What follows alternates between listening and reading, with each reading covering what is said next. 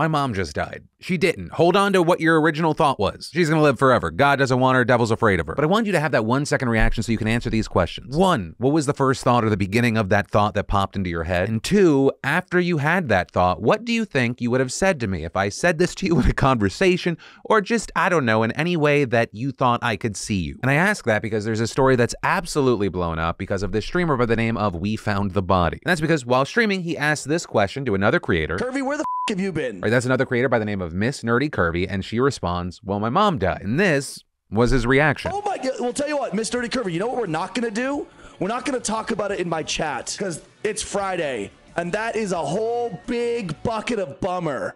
And I'm sorry for your loss, but we're not doing that in my f***ing chat. 1, wow, what the fuck? And 2, no, that is not where it ends. You said, no, that's fine. You asked, so I told. No, I didn't ask you to tell me the biggest fucking bummer news in the world. I said, hey, what's up? How are you? You know what? Let me give you a little bit of a lesson, Miss Nerdy Curvy. Actually, fuckhead, if I could intervene, you said, where have you been? She said, my mom died. She just answered your fucking question, you worthless twat. Here's a lesson. When someone says, my mom died, say, sorry to hear that. Wishing you the best. Or if you fucked up friends like I do, took enough tries. How'd you finally get her? But also, only if you know each other like that and, you know, it's a two-way street. And the girl that shared this with you, Alicia, when she posted on Twitter, she seemed to think she was also in the wrong, saying, I know I'm also in the wrong a little for saying, well, my mom died in a stream after being asked where I've been. No, you answered a question. And when We Found the Body made an apology, he accompanied it with the excuse, I was just annoyed from the repeated trauma dumping that had been happening that week. Yeah, trauma dumping is a thing. That is not what happened. You singled out a person going through a hard time and made them feel worse. You just exposed yourself as an empty, uncaring man who decided to belittle someone going through a rough time. Plus, I saw after you tweeted your apology, you posted an 8-minute video then putting the blame back onto her. And you talked about the people that have a problem with it as whining, annoying, sniveling bitches. Also, in case any of the dummies from his chat that were on his side come into this one and you're like, well, what are you doing to him? I've made it very clear who I am.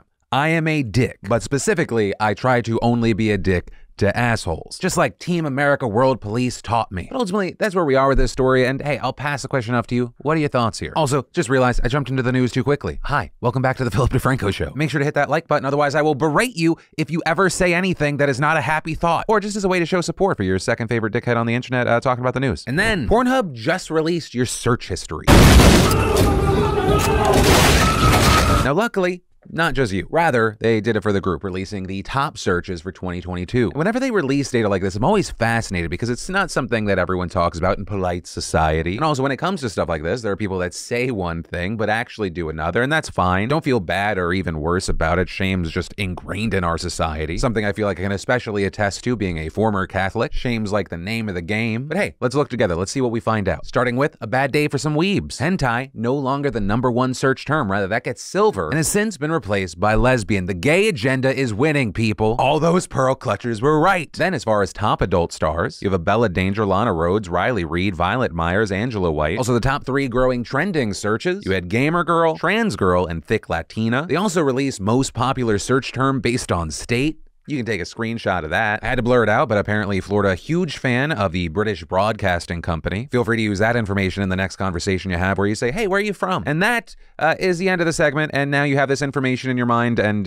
you do with it whatever you want. You're welcome and or I'm sorry. And then the mental health crisis among American students is getting worse. Right? Even though pandemic lockdowns are over and schools have resumed normal functions, it seems like there are systemic issues that are just not getting resolved. With a new poll by Effective School Solutions, which provides schools with mental health services, finding that 90% of administrators and nearly 60% of parents believe that there is a growing youth mental health crisis. Meanwhile, almost 3 in 5 administrators say the issue is the same as or worse than it was a year ago. And a very interesting but also key thing here is that 80% of parents think that schools should be providing mental health resources, but only 16% have a high level of confidence in their school's ability to deal with mental health issues. And while that figure jumps to 40% among administrators, that is still well below a majority. And that low level of confidence makes more sense when you consider that nearly half of parents and educators say that they are worried that there isn't enough staff to address these issues. And only 44% of administrators say that their schools have adopted broad mental health screenings. This, despite the fact that the 2 top concerns among administrators are identifying students with needs and having sufficient staff to support mental health needs. And that low staffing is something that we've seen backed up by federal data, which showed that nearly 1 in every 5 schools reported vacancies in mental health positions at the beginning of this school year. Though shortages of mental health staff, it's not a new thing. While experts recommend 1 school psychologist per 500 students,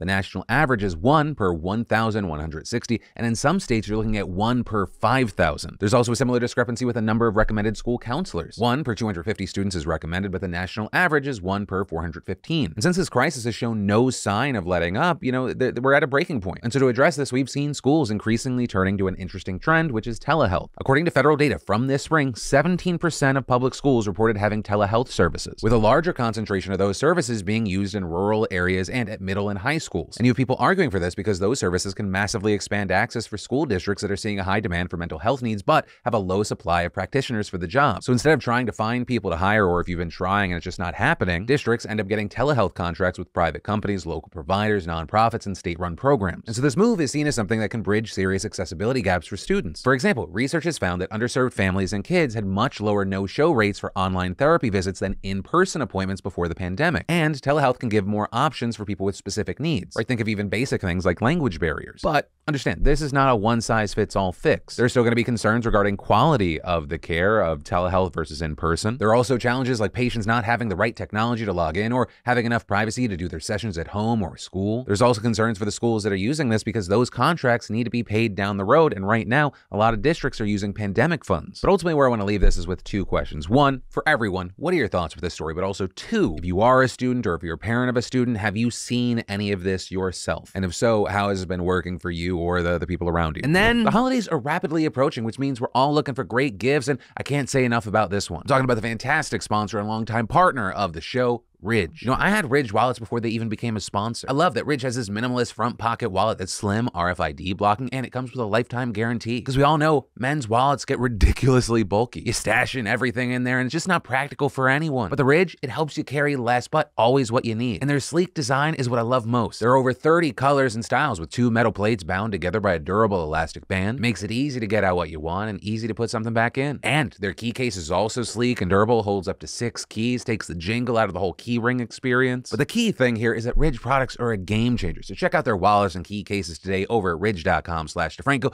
to get their best offer of up to 40% off until December 22nd. And then chaos reigns at Twitter right now. When I say that, it feels like I'm stating the obvious. Right? We've seen and talked about a lot of it. Musk's been firing people en masse. People who have been staying have been having to sleep at the office. There was the initial botched launch of Twitter Blue. He's been rolling back misinformation policies. And it appears more and more, in addition to kind of the trollish shit that he always did, he's using the platform, which he now owns, to spread misinformation and empower far-right viewpoints. Right, but when I see the situation, I just think of it as kind of a garbage fire, a trash soup, if you will. But I also understand that there are more things at stake here. But to get a better idea of the actual implications that Musk's takeover has had, we spoke to Graham Brookie, who's the senior director of the Atlantic Council's Digital Forensic Research Lab, which is a think tank that researches extremism. And he told us that the biggest shifts with the platform that have been kind of the most concerning aren't just the sort of top-level policies and rules that Musk tweets about. It's not necessarily the changes that he's made to the platform just yet. It's the changes that have been made or just kind of fallen into on how the platform operates, how it's designed, funded, and governed. And so especially that third one, governed.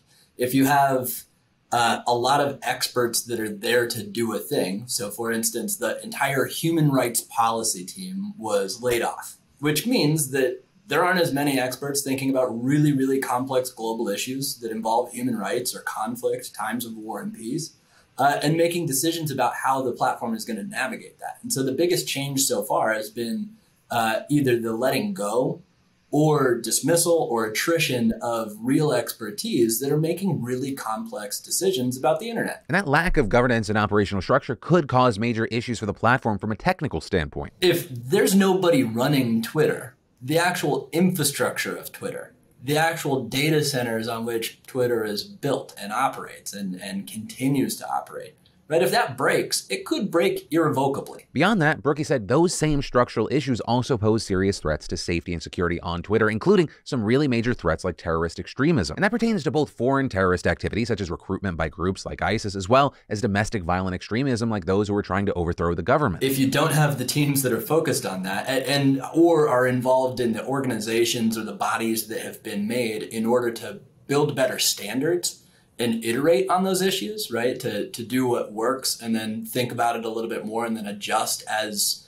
extremist organizations adjust their tactics, which they do pretty consistently on the internet. then you're going to not be showing up to that space and doing it comprehensively or at the best level that you possibly could as a platform. And he also added that Twitter needs to decide if it will continue to have representation on key diplomatic protocols like sharing information on best practices on how to stop the recruitment of terrorists. And that's a serious challenge that they should have to figure out, because really it matters how one of the biggest social media platforms in the world shows up in that space. There's also concerns that Musk's decision to reinstate banned accounts could exacerbate extremism. And while we've seen differing claims online, according to Brookie, it's too early to actually tell if hate speech and political violence have increased on the platform since Musk took over. But there are some studies that show how specific kinds of hate speech have spiked as certain influencers or groups that were banned get their accounts back. But qualitatively, I mean, just by sheer force of logic, if you have amnesty for a number of influencers or groups that have been engaged in pretty egregious activity on the platform, they were removed for a reason, whether that's recidivist activity, whether that's increased calls for violence, stuff like that.